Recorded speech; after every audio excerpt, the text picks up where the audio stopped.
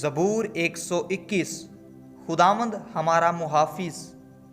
मलाउत यानी हैकल की ज़ियारत का गीत।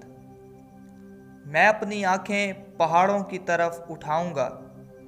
मेरी कुमक कहाँ से आएगी? मेरी कुमक खुदावंद से है, जिसने आसमान और ज़मीन को बनाया। वो तेरे पाँव को फिसलने ना देगा। तेरा मुहाफिज ऊँघने का नहीं। देख, इस्राएल का मुहाफिज ना ऊँघेगा ना सोएगा। खुदावंद तेरा मुहाफिज है। खुदावंद तेरे दाहिने हाथ पर तेरा साइबान है। ना आफताब दिन को तुझे जर पहुँचाएगा, ना महताब रात को।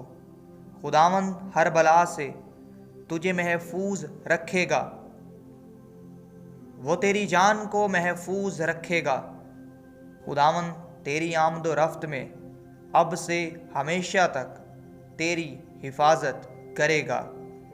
आमीन। यस्सु जिंदा है, शैतान शर्मिंदा है।